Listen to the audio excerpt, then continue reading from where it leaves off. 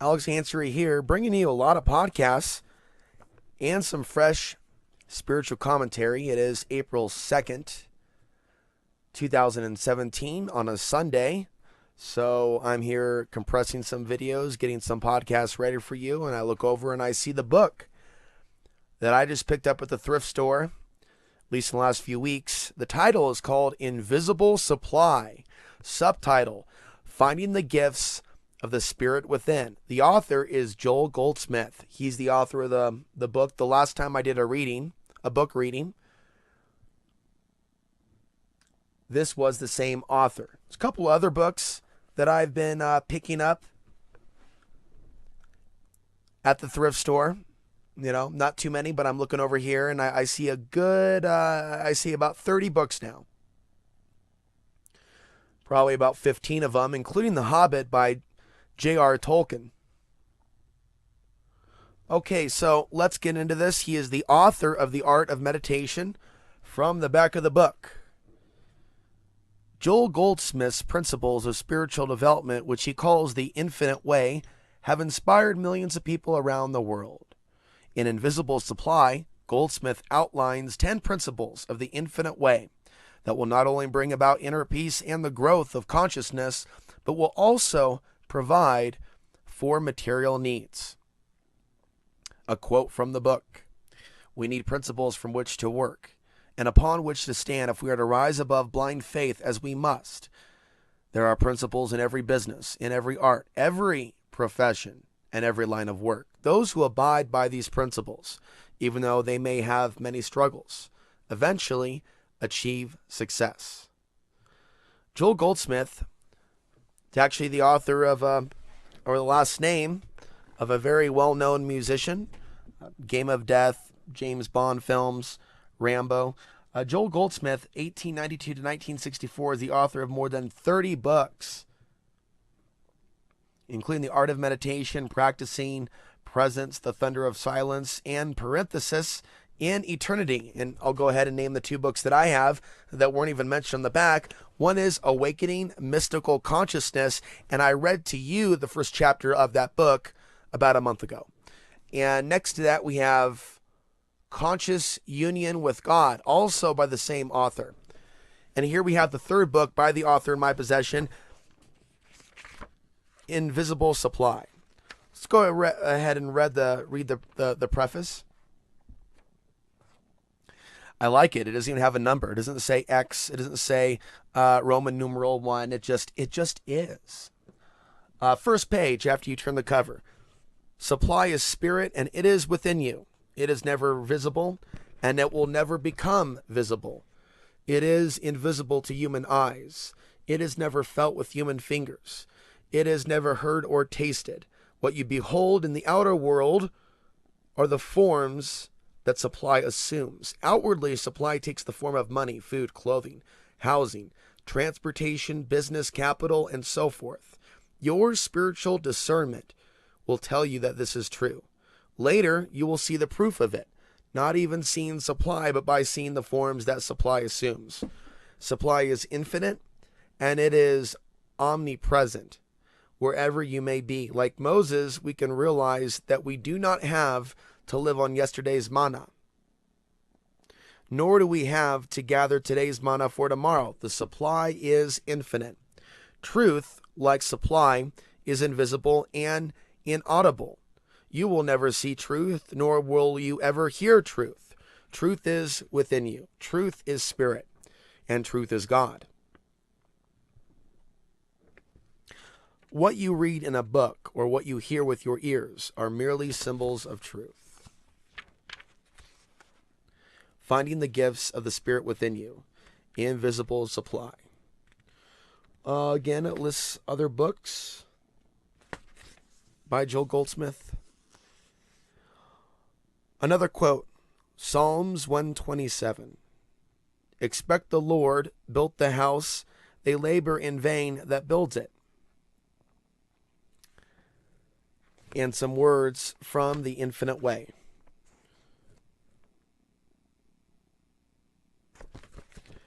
Illumination dissolves all material ties and binds men together with the gold chains of spiritual understanding. It acknowledges only the leadership of the Christ.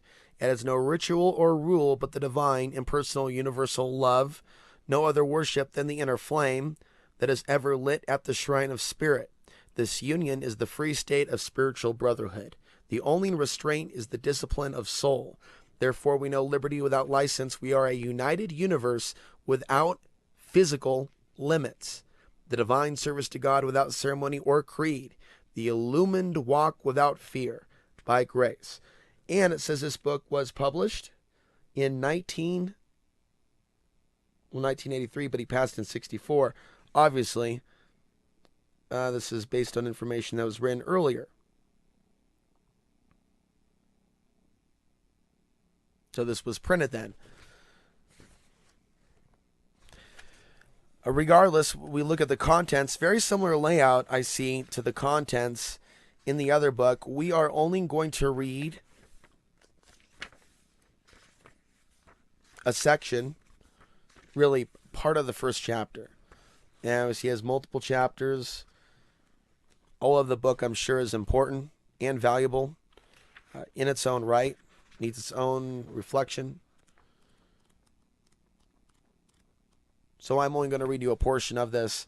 This is just a sample. Okay, so I see it goes all the way to page 16. So I pretty much use my intuition, when it comes to picking up a book, and I felt, obviously something about this author. It's almost as if the books were there for me to find. I've had this experience before. I've talked about it here and there. Not only in the intent of going there once in a while and getting a book. And right now I'm not really able to go anywhere, so maybe I'll take the time to go over what I've already picked up, including The Hobbit. And so I believe we can find information when we're ready for it, in the most unusual places. For example, there's a book called The Archon Conspiracy that I actually found at a thrift store last year, and it's a novel. It's not, it may be meant to be taken seriously by the author, probably. It's written from the Christian perspective. So for those of you that are Christians that, are finding a little conflict with the word archon, if you read a Christian author's perspective, The Archon Conspiracy, perhaps the spiritual warfare that I've been describing to you will become more clear. So what I'm able to do is look at different spiritual texts, and I'm drawn to them, and it's like a tapestry for me, still part of a puzzle that I'm putting together. But when it comes to certain authors, when it comes to certain names, when it comes to certain books, when they're in my presence, if there is value in it, if it's something worth repeating to you, I'll find myself gravitating towards it. So without further ado, from page 1, chapter 1, the principle of supply. Webster's dictionary gives the word principle as a synonym for God, and Christian Science uses it as such. However, in the infinite way, we use the word principle to mean specifically the principles of life upon which our work and our consciousness are founded. We need principles from which to work and upon to stand if we are to rise above blind faith, as we must. There are principles in every business, in every art, every profession, and every line of work. Those who abide by these principles, even though they may have had many struggles, eventually achieve success. In our work, it is more so. We need principles with which to work because we are continuously faced with the appearance of discord. That is sin, disease in every form, old age, death itself, lack, limitation, and poverty. The Bible tells us that we will have the poor with us always, and we certainly will have them until the principle of supply is understood. And we will have sickness until the principle of health is understood. Why we experience lack. The infinite way principle of supply is that in our oneness with God, we already have all that the Father has, because I and the Father are one, and that the Father has is mine. If we individually are experiencing a lack, it is not because of any actual lack. It is because of our inability to make contact with our supply. Just pausing here, I haven't read this book. And that's why I gave the preface, that I'm actually going through material that I'm reviewing and reading actually for the first time in this podcast, as I believe it has value to both of us. And there's a little bit of excitement on my part, an interest and intrigue with reading something to you for the first time that I use solely 100% my intuition as the vetter. My intuition did the vetting, not my own eyes. Going back. In my writing, you have seen the reminder that throughout the Great Depression, there was no lack in this country. If anything, there was a great abundance than ever before. See, why do I feel like we were meant to find this as we talk about the next Great Depression? Certainly, there was a greater abundance of crops, of fish in the oceans, birds in the air, lumber in the forests, grains in the warehouses, in barns, and in fields and gardens. This great abundance was not only omnipresent in God, it was actually omnipresent in storehouses and warehouses, in barns and in fields. There was no lack. If any of us suffered from lack of insufficiency, it was not because there was an actual condition of lack. It was because we were not in tune with the source of supply. We did not have access to the infinite supply. Therefore, in our work, we say, if you had known the principles of supply, you would not have been in lack or limitation or want during those years. Since there was no actual shortage, any sense of lack was merely an ignorance of the principle of supply. Pause. I'm really grateful to be here. And some of the challenges going on out there, and racism, and people bearing false witness, other things you don't know about, challenges that I face, it can really be a distraction to our life's work. There's some things that I'm not talking to you about. Probably there's only a few haters or people that wish me ill intent that have actually listened to this spiritual reading this far in. Most of them won't have the interest in it. Some are that psychotic. But there is a false witness, a false report that was filed on me in Taos, New Mexico. So I worry about my freedom. I have to get a lawyer and deal with this legal mess. I'm going to come back down to the reading now. But I want you to know that I'm turning within spiritually for the answers to all of my fears, to all of my concerns.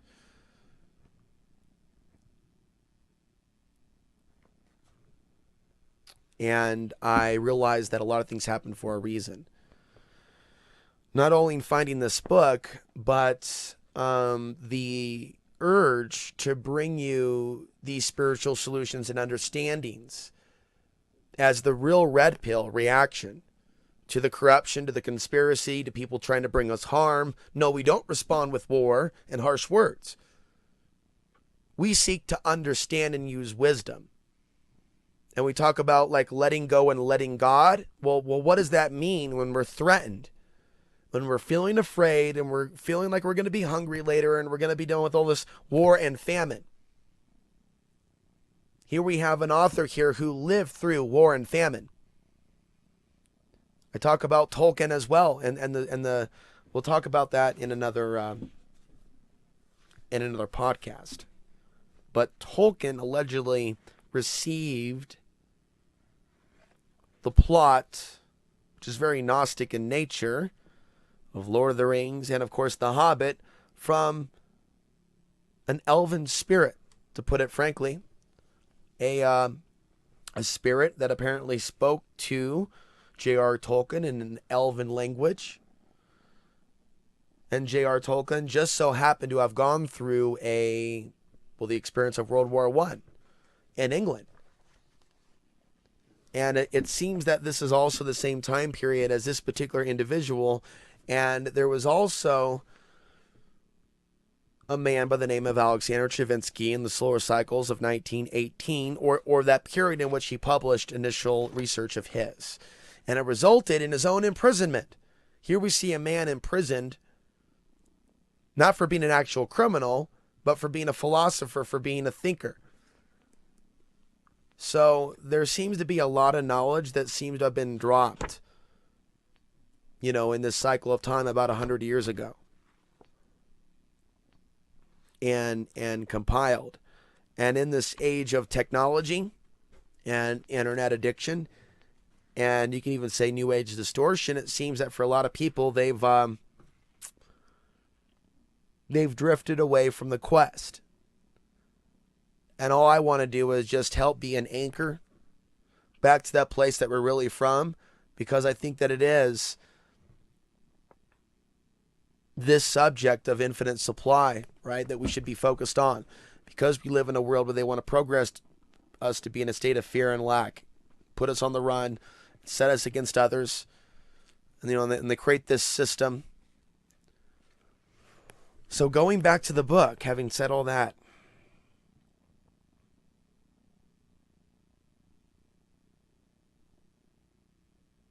the principle of supply is the realization that we already have through appearances may not testify to that, even though through our appearances. Because I and the Father are one, and all that the Father has mine we have. Son, thou art ever with me, and all that I have is thine. As a child of God, you are a joint heir with Christ and all the heavenly riches of the Father. This is a spiritual truth given to human consciousness. Invisible supply.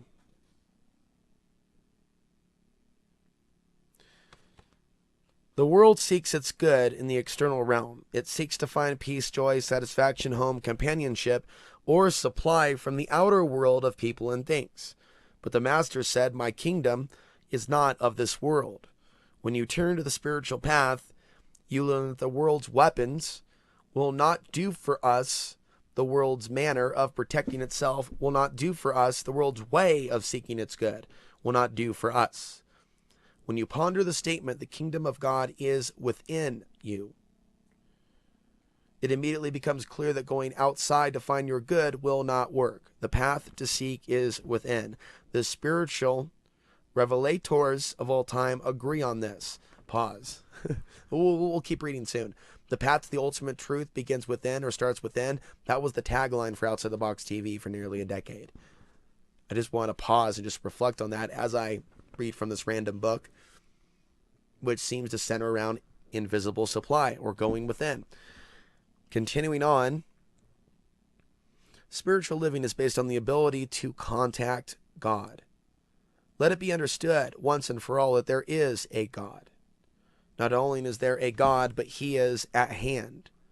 Our mystical poet tells us that he is closer than breathing, near than hands and feet.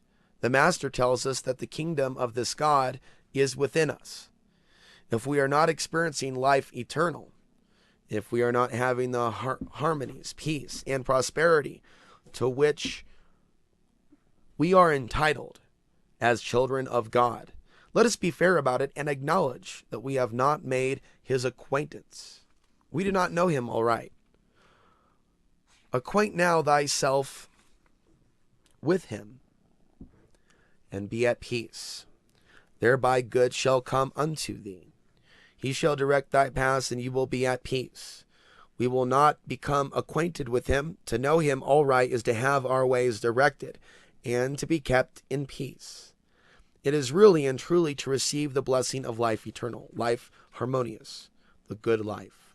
In my early years in this work, success came to me quickly, and with it prosperity. Then I moved to another city, and took upon myself larger obligations.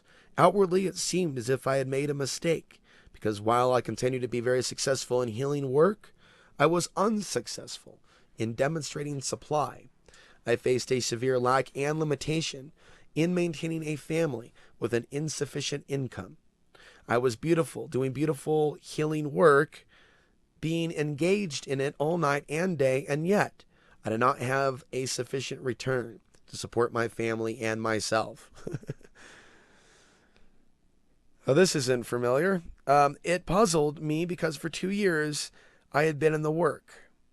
Had demonstrated beyond question that not only were these healings taking place, but also supply was being met for others. And yet here was this personal problem of mine. one day the problem became acute. It probably was not necessary for me to eat or drink or be clothed, but it was necessary for the sake of those who are trusting in my understanding, that I know how to accomplish it, why it was accomplished, and when it is accomplished. I had no rest until I found the answers. One day as I was walking along, the thought came to me that if I really knew God, I would not have this problem. I really believe the Bible verse that says, I have never seen a righteous man begging bread. There could be no fault with God or truth, therefore the fault must lie with me. Evidently, I was not righteous in that supply. Evidently, I did not have the right idea of supply. Something surely was wrong. The unfoldment was clear. My lack of understanding of God was responsible for my situation. At first glance, it seems impossible that a human or that a person could be actively engaged in spiritual work and bringing about actual healings and still not know God, not have the correct understanding of God. But I thought it must be so. Scripture is true.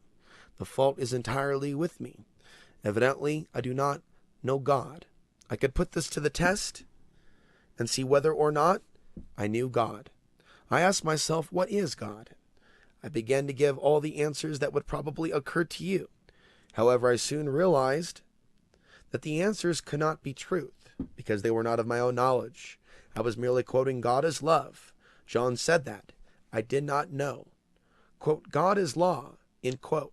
I suppose it was Moses who said that, but I did not know it. Miss Eddy said, quote, God is principle, end quote.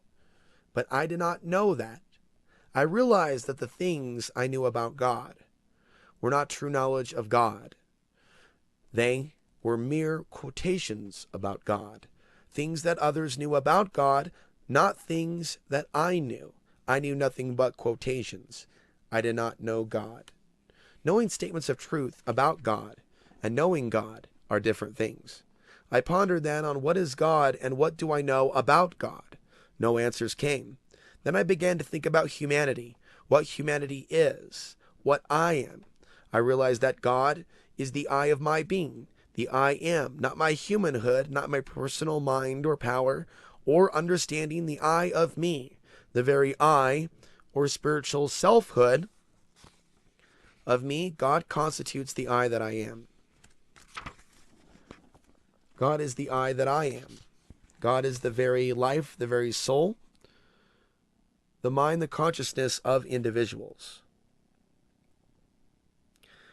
If that is true, then all that God has is part of each human being's. All that the Father hath is mine. All of the God mind is the human mind. All of the God soul is the human soul. All of God's spirit is the human spirit. All of God's supply is the human supply. All of God's love is human love. Why? Because I and the Father are one, and all that the Father hath is mine. It is that oneness that constitutes the infinity of our being, and in of ourselves we would be nothing. But since God constitutes our real being, since God is the Father of our real being, then God has established in us the fullness of His wisdom, the fullness of His love, the fullness of His life, the fullness of His supply. The earth is the Lord's and the fullness thereof, and Son, all that I have is thine. The realization came that since this allness constitutes individual being, our good does not come to us from outside. It has to be contacted from within. That immediately changed my understanding, and it changed my life. As you know, God is a way of meeting our need at every level.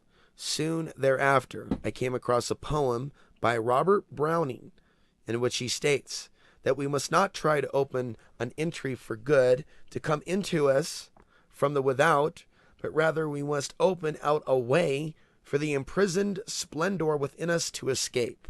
In other words, all of the good, all of the eternity and immorality, all of the Godhood, all of the Christhood, all of spirituality is embodied within us. but we must open out a way for the imprisoned splendor to escape. Watch the miracle take place as you realize that the splendor of God, this infinite love, this infinite life, this divine wisdom, this spiritual grace, the Comforter, is already within you. This splendor of God that multiplies loaves and fishes, that heals the sick and preaches the gospel to the poor, that opens the eyes of the blind, is already within you. You no longer look outside to persons. A spouse immediately loses the feeling of dependence on the loved one.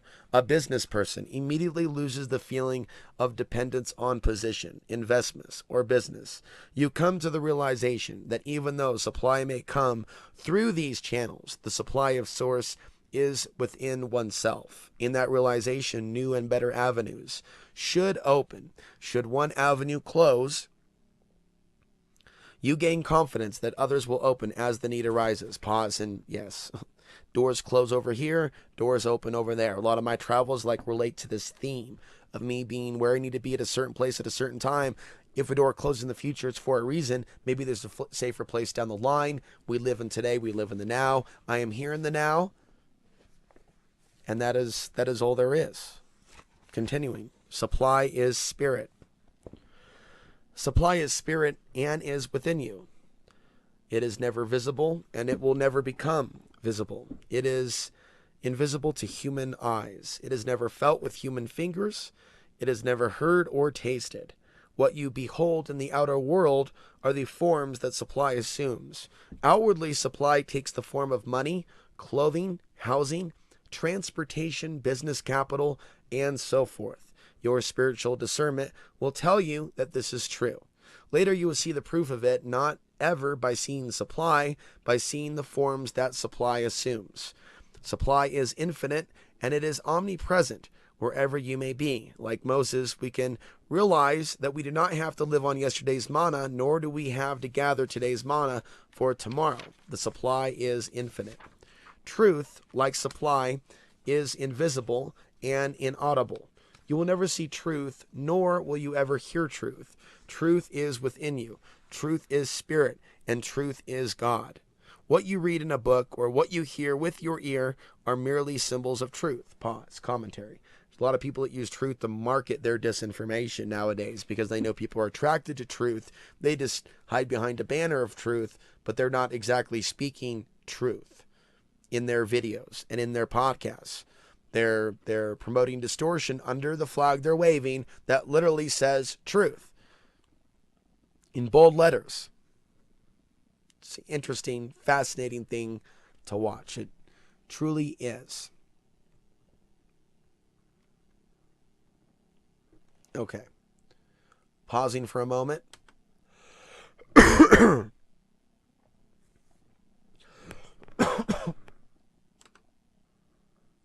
I don't think that mute actually worked.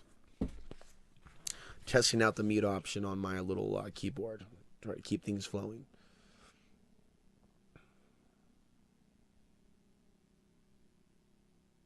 Tangibles and intangibles. The visible and invisible. The fruit on trees and crops in the fields are symbols of supply. They are not supply itself, because supply is invisible and it is within you. In my book, The Infinite Way, I illustrate this principle by an orange tree.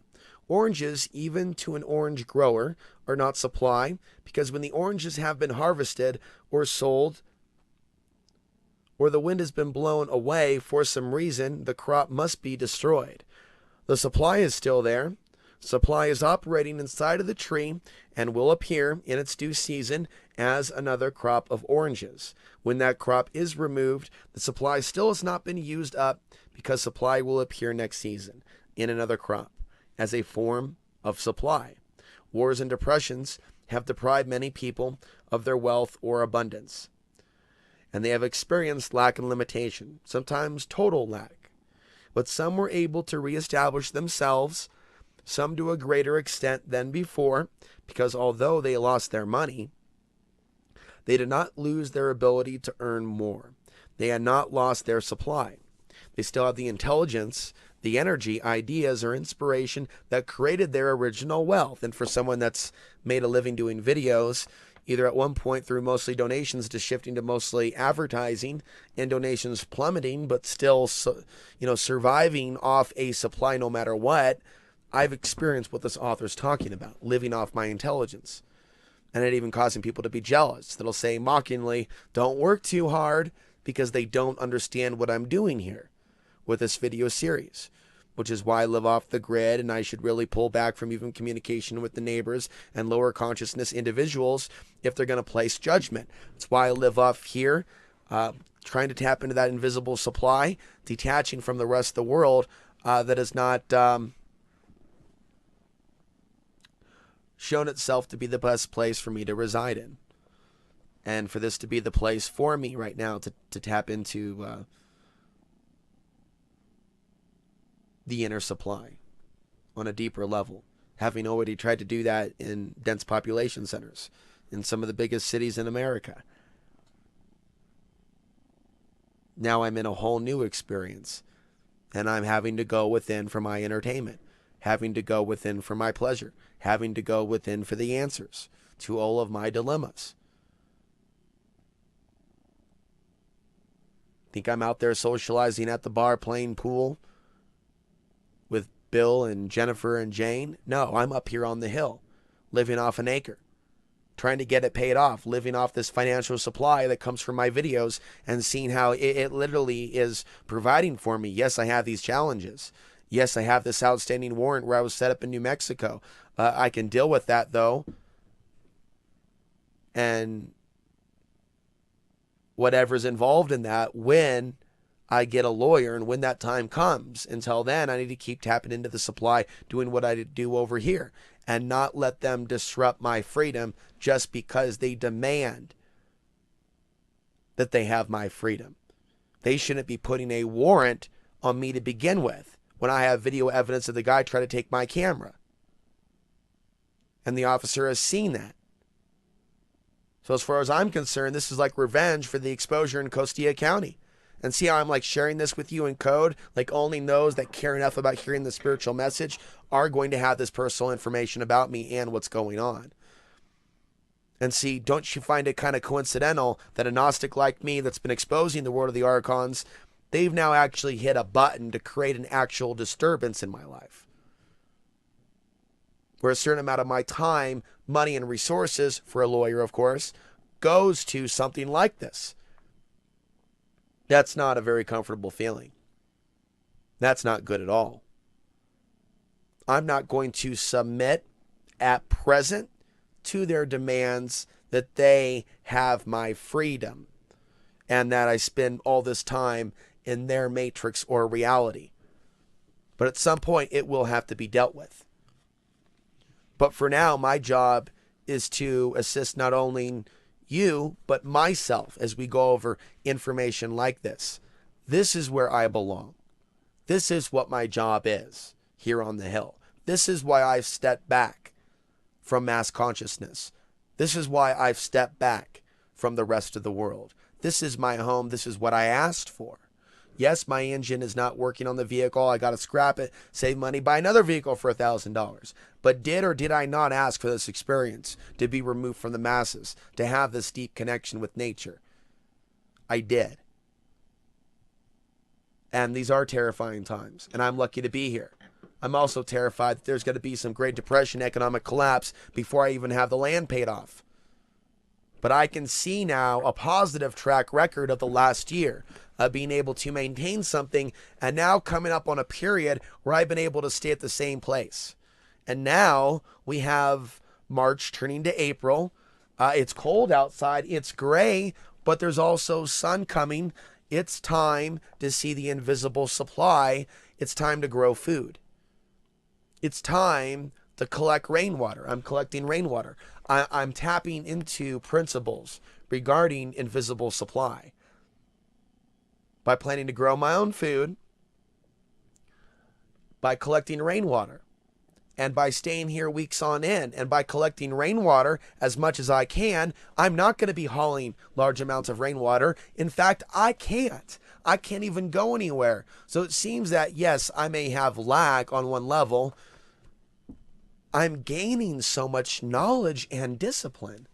I'm going to see what I'm capable. I'm going to see. I may not have a vehicle throughout the summer. I may be up here all summer relying on periodic rides to the store every month for maybe some basic food, maybe check the mail. But it looks like my experience staying up here mostly on the hill is not going to be limited to just the winter. It's not lack, though, because I'm gaining. And I'm also having to gain and go within for the strength, knowing that there has been these acts committed against me, trespasses against me, false witness, to put me into an actual physical cage, and kind of sitting with that, and knowing also that I moved to like the outskirts of a county only to hear my neighbors joke about raping and skinning Iranians, and I'm half Middle Eastern. To wonder if maybe the alcohol around the fire brought out the archons that already knew those were my buttons, that already knew those are my vulnerabilities. And knowing that that's possible, and knowing that information that I've put out there has been used against me to emotionally terrorize me or set me up in the case of Taos, New Mexico Police Department, perhaps for revenge for what I did in Costilla County, so be it. This is spiritual warfare. This is the planet where people that are on a certain path find themselves persecuted. And so there's a reason why this information is timeless that I bring to you. And going back to the book, I believe we're on page 8.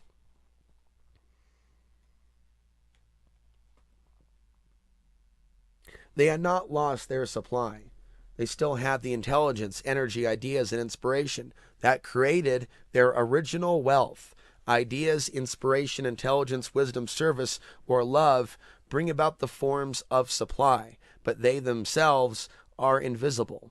Only the results are visible. When a business is being sold, often goodwill is listed as an asset.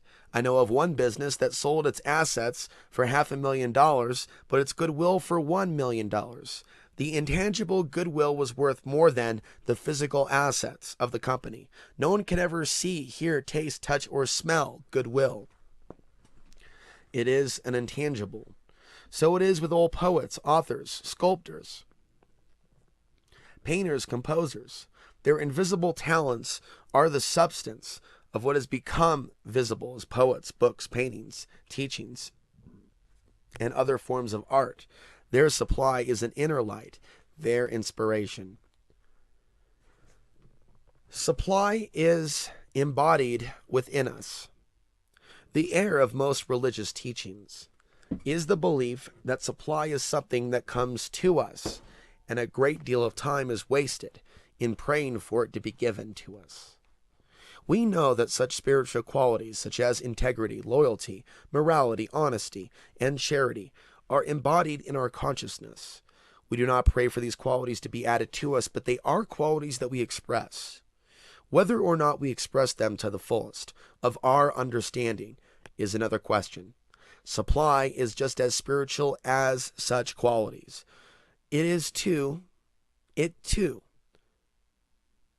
is not something that comes to us. It is embodied within us, and we must express it. This we do by casting our bread upon the waters, and it comes back to us as our supply. This the only supply to which we are spiritually entitled. We are not permitted to take someone else's supply. Prisons are full of people who tried to take the bread of someone else had placed on the waters. Yeah, unless, of course, they're innocent. And they've been put there because they tried to awaken people. Casting bread upon the water. The Master gives us many examples of how we may cast our bread upon the waters. Forgiving, praying for our enemies, sharing, and tithing. Forgiving and praying for our enemies. Christ Jesus tells us to forgive 70 times 7 those who in any way offend us. He tells us to pray for our enemies, for those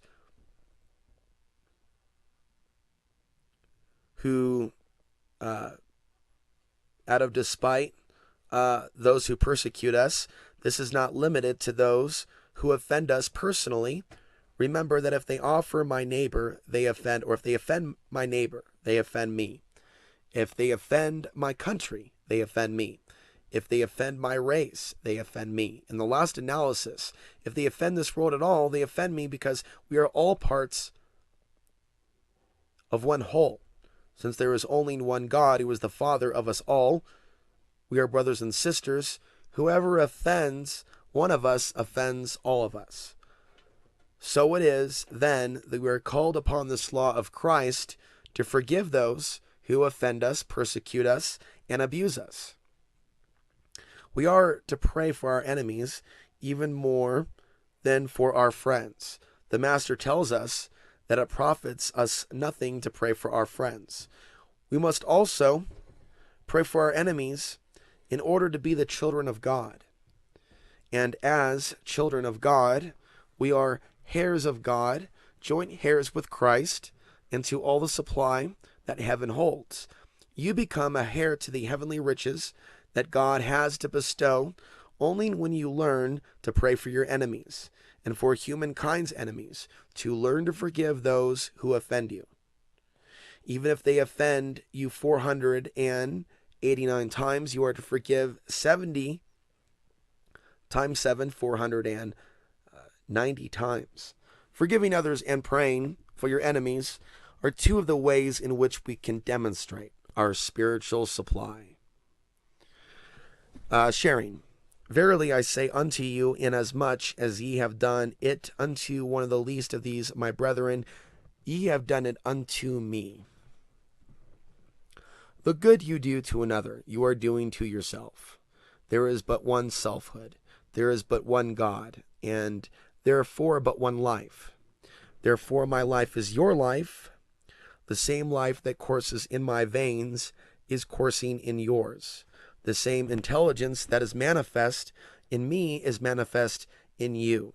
The same soul that animates my being animates your being. There is only one I. I is God. And that God constitutes my being. It is my life and your life, because there is only one life. God is my mind and your mind, because there is only one mind. God is my soul and God is your soul. We have the same soul. We have the same soul, the same life, the same spirit, and same being. Therefore, the good you do to another, you are doing unto God, which is your divine selfhood. The good you do to another, you do to yourself. In other words, when we mail a check to any philanthropy, benevolence, or charity, it is like mailing it to our own bank account. It may take a week or two to return to our bank account, but it will get there because we have mailed it to ourselves. Can I apply that to my land payment? Well, I guess I am. Because it's going to be something that I'm going to own in the end. Whatever you do to another, you are doing unto God. You are divine selfhood. The harm you do to another, you are doing to yourself, because there is only one self. You cannot hurt any self without hurting yourself. An injustice or an injury that we do to another, we do to ourselves. No one is to blame for our problems but ourselves. We create our own karma. That is, the good that we do eventually returns to us as good. The evil that we do today eventually returns to us as evil. We create our own future every moment that we live, because there is only one self, and whatever we do, we are doing unto ourselves. Gratitude. Another way to cast our bread upon the waters is by expressing gratitude, which can take many forms. Most of the charity that is done in this world, regardless of what form it takes, is probably done because of gratitude. Someone is grateful for something and sends a check to CARE, for example, or the Tuberculosis Foundation, or the Cancer Society, or some other favorite charity. As a rule, a sense of gratitude prompts these acts of benevolence. Gratitude still has another form. To me, the highest expression of gratitude is the realization that God is the invisible source of all that is visible, and He is responsible for all the good on this earth and on all the other planets. I doubt that I could ever bring myself to thank God for anything that I have or that comes to me, probably because I do not believe in a God who provides only for me or sends only to me.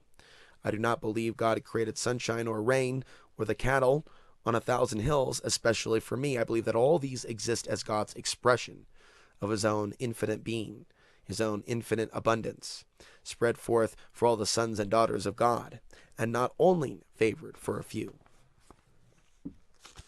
Being grateful for the fish in the sea, the birds in the air, the cattle on 1,000 hills, the trees that bloom, for all that we witness from waking until sleeping, for the fact that the principles of life is at work for us, even though we are sleeping, is to me the highest form of gratitude, because there is nothing personal in it.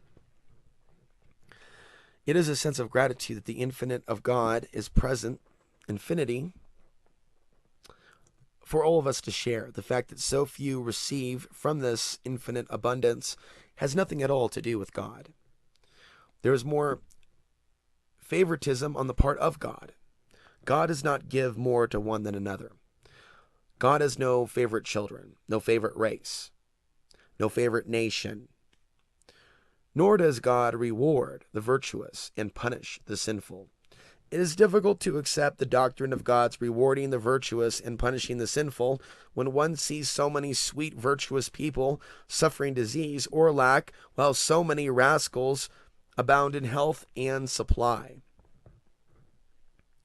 Our supply is in direct proportion to our receptiveness, that the degree of gratitude that we express, the degree of bread that we place upon the waters in the form of benevolence, forgiveness, praying for our enemies, and so forth demonstrates receptivity, because we are expressing the spiritual principle of supply. Tithing. Years ago, gratitude was expressed by tithing or teething to the church, the source of spiritual food and spiritual comfort. The church was also the only source of material help. When tithing was directed to the church from a sense of gratitude for its benevolence, it was a blessing to both the giver and the receiver. However, eventually, some shrewd individuals figured out that by giving 10%, they might get 90% in return, and tithing became a percentage deal. Because of this, tithing lost its effectiveness and eventually disappeared as a general custom, although it continued among the Mormons, the Quakers, and some minority groups. But on the whole, tithing is no longer recognized, as it once was, as a means of expressing gratitude for what we receive from the spiritual source of our lives. Tithing, when it is practiced anonymously, as the Master taught it, is a joy, a pleasure, a privilege to those who have rediscovered it. Those who tithe without letting anyone know of it, and with gratitude as their only motive, consider contributions to someone's work, or if you tip someone, and typically, and I'm just pausing here, people get tips if they serve people food. But it's very difficult for me to just raise just a few dollars just for these videos. But I would be making thousands if I was bringing you food. I would be making tens of thousands if I was spending this energy bringing you food and bringing you soda. And right now in our current society, there's just not that same appreciation. Like when I say, am I worth a few cups of coffee to you? If the answer is yes, please be the 7th person or 8th person to sign up at outsidethebox.vhx.tv. Help me go independent. But that's only if you want to, out of the goodness of your heart. And that if you believe that's a fair trade. But if you are at least still listening, but you don't believe it's still yet a fair trade, then that's okay. No pressure is there. You're welcome to continue listening, and I will continue with these discussions. But I do invite you to sign up at outsidethebox.vhx.tv. I have a whole lifetime of knowledge to share with you. And the more of you support what I'm doing, the more I can upgrade my situation. And that's going to enable me to reach more people. And so, and we're almost done, by the way, with this particular section. And we are almost to chapter 2, and that's where we're going to pause. But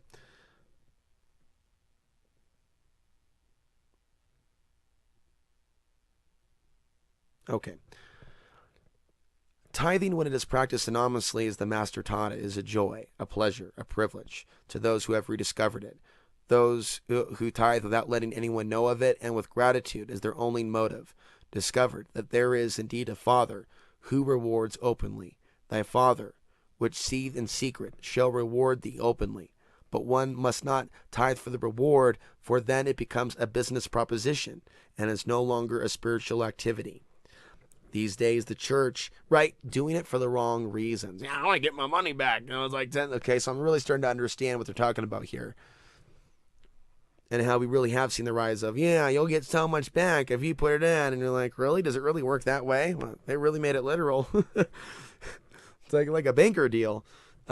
These days, the church is no longer the only avenue of benevolence. For those in need, material help is now available from a multitude of charitable institutions, foundations, medical associations, hospitals, orphanages, schools for the handicapped, and homes for the aged, as well as from city, county, state, and federal programs. Therefore, tithing can now directly not only be our spiritual source, but also to these other benevolent sources. In this way, we prove that we love our neighbor as ourselves, and our neighbors are the people of all religions, races, and creeds, not only those of our religious households. We are looking for supply to come to us. We are proving that we have supply, even if it is expressed in only pennies and pence. And here from Mark 12, verse 41 to 44. Jesus beheld how the people cast money into the treasury, and many that were rich cast in much. And there came a certain poor widow, and she threw in 2 mites, which make a farthing. And he said unto them, This poor widow hath cast more in than all they which have cast into the treasury. For all they did cast in of their abundance, but she of her want did cast in all that she had, even all her living. Some people give away great fortunes, yet are no more blessed than the widow who gave the mite. What matters not is the numbers of pounds or dollars you give. It's the amount you give in proportion to your immediate means. In dollars and cents, or in pounds and pence, it is impossible to measure how much we should give. The only measuring stick is how much love we are expressing, how much cooperation, how much recognition, how much praying, how much forgiving, how much we give in secrecy without drawing the attention of others to our benevolence. Demonstrating supply, understanding the difference between supply and the forms of supply is one of the most practical lessons you will learn in life. When you understand this principle, you will stop trying to demonstrate the forms of supply, and you will find yourself in possession of abundance. Why? The forms of supply are not permanent. When the forms have been used up, you have to do the work all over again. Demonstrating a fresh supply of forms each week of every month is extremely laborious, and it is not necessary.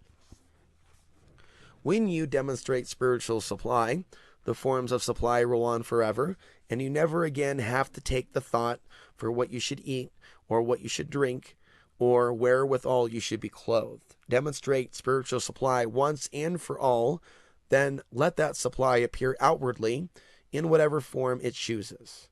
To demonstrate spiritual supply, all you have to demonstrate is God by recognizing that supply is God or God is supply. You have to demonstrate the realization of God within you, the consciousness, the awareness of God's presence. Every year in due season, a new crop appears. Every time new shoes are needed, they appear. Every time a new automobile is needed, it appears.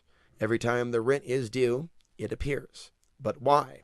Because you have demonstrated infinite supply. In the infinite way, there is but one demonstration to make, the realization of your own consciousness. You cannot make that demonstration anywhere outside of your own consciousness. It is not an experience external to you. It is an experience that takes place within your own consciousness. Demonstrate the realization of God as the source in front of all supply. And having God, you have all that belongs to God. Son, thou art ever with me, and all that I have is thine. As long as you are with God, and as long as you have God within you, you have supply. It will appear externally as health, money, transportation, or whatever else you need. And that concludes our reading of the first chapter of Invisible Supply by Joel Goldsmith. Subscribe if you're new, support if you're able. I will be back with more. Alex Ansary signing off April 2nd in the year 2017.